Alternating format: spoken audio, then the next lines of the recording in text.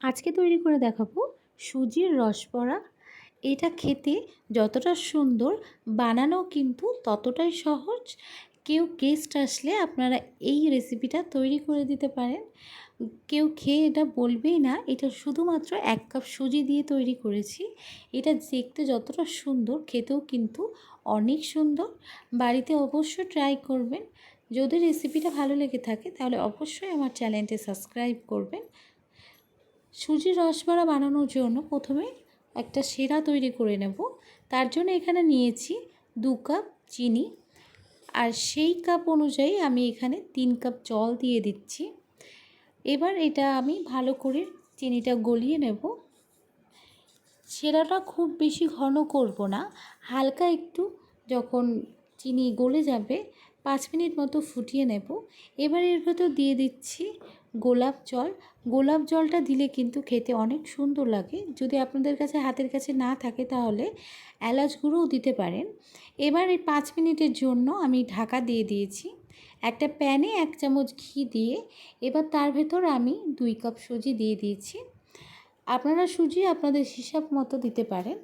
এবার আমি সুজিটা খুব ভালো করে নাড়াচাড়া করে নিচ্ছি ঘিয়ের সাথে। খুব বেশি ফ্রাই আমি করব না, যাতে সুজির কালারটা লাল না হয়ে যায়। হালকা একটু ভাজার পর এর ভেতর দিয়ে দিচ্ছি দুধ। দুধটা আমি আগের থেকে জাল করে ঘন করে নিয়েছিলাম। দুধটা দিয়ে এবার আমি খুব ভালো করে সুজির সাথে মাখিয়ে নেব। সুজিটা যেন ভালোভাবে সিদ্ধ হয়ে যায়। সুজিটা আমি এই টাইমে গ্যাসটা লো করে রেখেছি, যাতে সুজিটা খুব ভালো করে সিদ্ধ হয়ে যায়। এবার একটা প্যাচুলা দিয়ে আমি অনবরত নাড়াতে থাকবো, নাহলে সুজিটা লেগে যেতে পারে। খানিকক্ষণ পর যখন সুজি দুধটা পুরোভাবে অ্যাবসর্ব করে নেবে, তখন এবার সুজিটা আমি একটা প্লেটে ঢেলে নেব।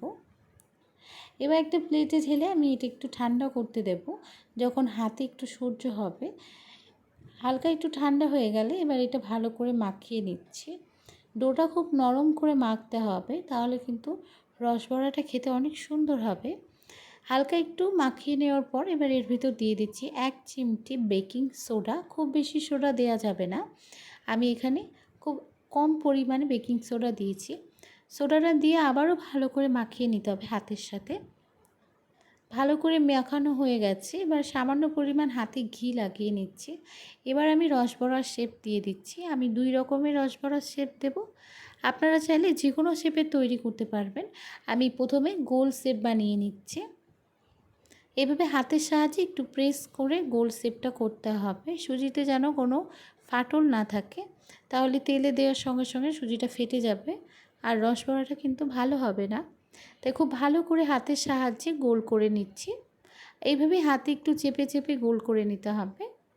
আমি আর একটা শেপও তৈরি করে দেখাচ্ছি। আমি এখানে একটা লম্বা শেপের তৈরি করছি, ঠিক যেরকম ল্যাংচা হয়।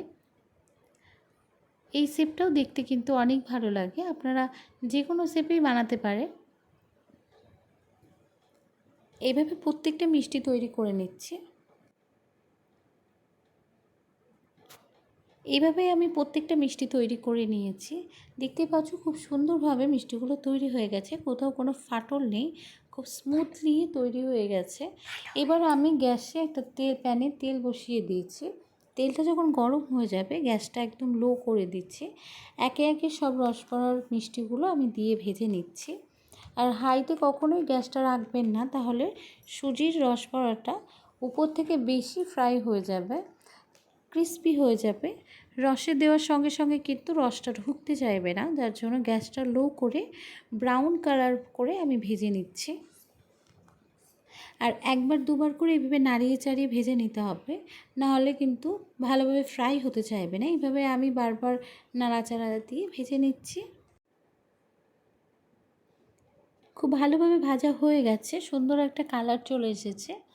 আমি এপিট ওপিট করে ভালো করে ভেজে নিয়েছি গ্যাসটা লো করে। এবার এগুলো আমি তুলে নেব। খুব বেশি ফ্রাই আমি করব না, আপনারা চাইলে আর একটু ব্রাউনও করতে পারেন।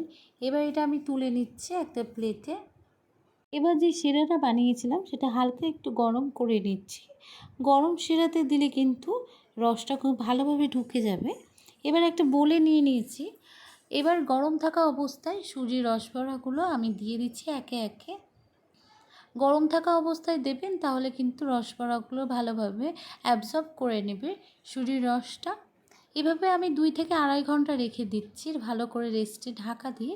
আপনাদের কাছে যদি বেশি সময় থাকে তাহলে অবশ্যই 7 থেকে 8 ঘন্টা রাখার চেষ্টা করবেন, তাহলে কিন্তু অনেক ভালো রেজাল্ট হয়। সুজিগুলো খুব ভালোভাবে রসটা অ্যাবজর্ব করে নিয়েছে, আর সুজি ফুলে ডাবল হয়ে গেছে। দেখতেই পাচ্ছ খুব সুন্দরভাবে এটা সেট হয়ে গেছে, আর কতটা সফট হয়েছে দেখতে কিন্তু অনেকটা সুন্দর লাগছে। তৈরি হয়ে গেছে সুজির রসবড়া। বন্ধুরা অবশ্যই বাড়িতে ট্রাই করবেন, আর কেমন হয়েছে আমাকে কমেন্টসে অবশ্যই জানাবেন। যদি রেসিপিটা ভালো লেগে থাকে তাহলে প্লিজ আমার চ্যানেলটি সাবস্ক্রাইব করে বেল আইকনটা প্রেস করে রাখবেন, যখনই আমি কোনো নতুন ভিডিও দেব সবার প্রথমে নোটিফিকেশান পাওয়ার জন্য। আর এতক্ষণ আমার ভিডিওটা দেখার জন্য অনেক অনেক ধন্যবাদ।